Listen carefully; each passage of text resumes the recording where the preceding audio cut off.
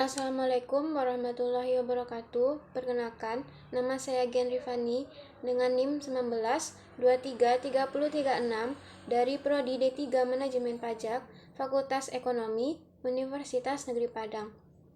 Video saya kali ini merupakan video presentasi dari tugas pertemuan 3 mata kuliah pemeriksaan pajak mengenai materi surat pemberitahuan tahunan dengan dosen pengampu Bapak Dovi Septiari, SMSC.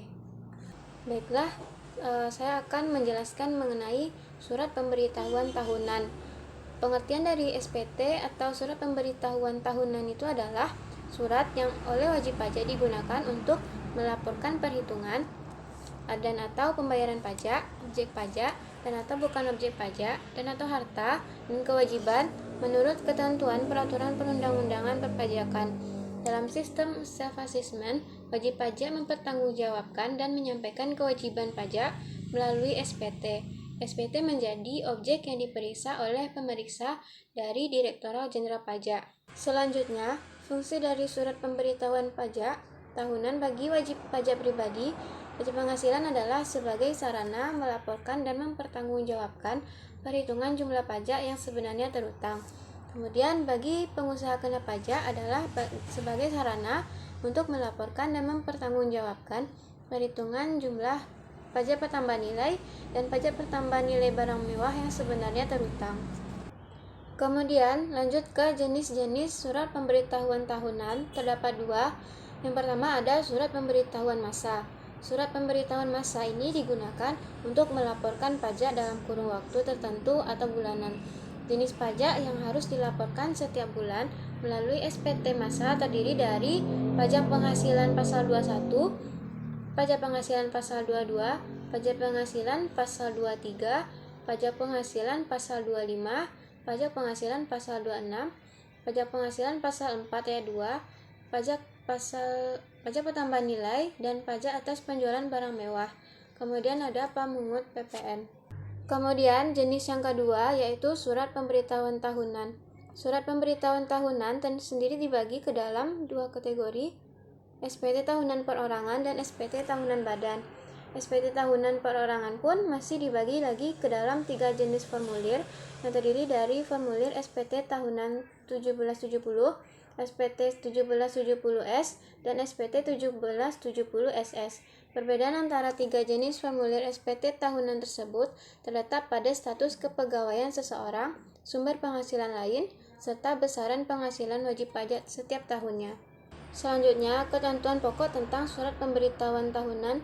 Hal-hal yang perlu dipelajari terkait SPT yaitu yang pertama, kewajiban pengisian SPT, kedua, bahasa SPT, 3. Penandatanganan SPT, 4. Cara mendapatkan formulir SPT, yang kelima, batas waktu penyampaian SPT, 6. Perpanjangan jangka waktu penyampaian SPT tahunan, 7. Wajib pajak tertentu yang dikecualikan dari kewajiban menyampaikan SPT pajak penghasilan, 8. Kapan SPT dianggap tidak disampaikan, 9. Lampiran SPT, 10. Penyampaian SPT, 11. Pembetulan SPT, 12. Pengungkapan ketidakbenaran pengisian SPT, dan yang terakhir ISPT.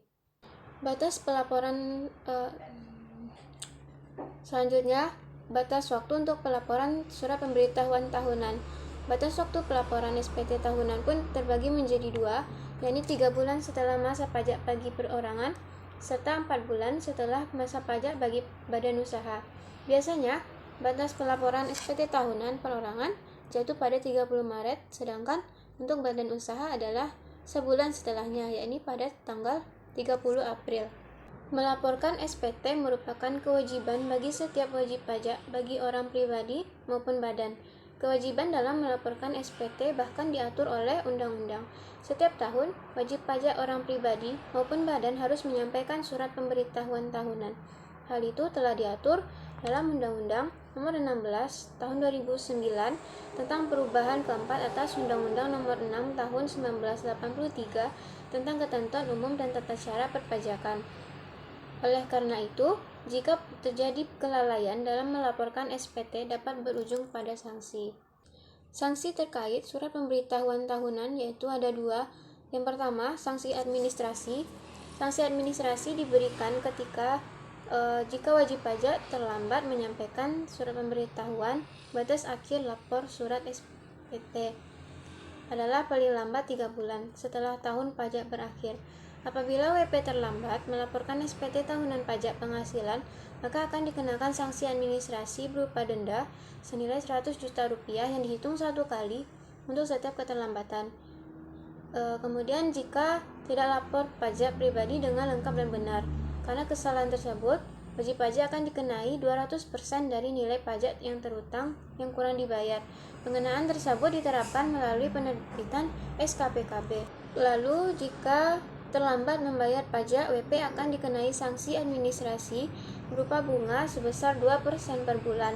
Bunga tersebut dihitung mulai dari berakhirnya batas waktu penyampaian SPT sampai dengan tanggal pembayaran. Kemudian sanksi yang kedua yaitu sanksi pidana. Wajib pajak sebaiknya memahami bahwa sanksi pidana dapat dikenakan bila terdapat ketentuan yang dilanggar sesuai peraturan perundang-undangan perpajakan yang berlaku. Apabila WP tidak menyampaikan SPT, maka dikenakan sanksi pidana. Sanksi pidana yang dimaksud adalah kurungan paling cepat 3 bulan, paling lama 1 tahun, atau denda paling sedikit sekali dan paling banyak 2 kali jumlah pajak terutang yang tidak atau kurang dibayar. Sekian video presentasi mengenai SPT dari saya. Semoga bermanfaat. Lebih dan kurangnya saya mohon maaf. Saya akhiri dengan wabillahi taufiq wa hidayah. Assalamualaikum warahmatullahi wabarakatuh.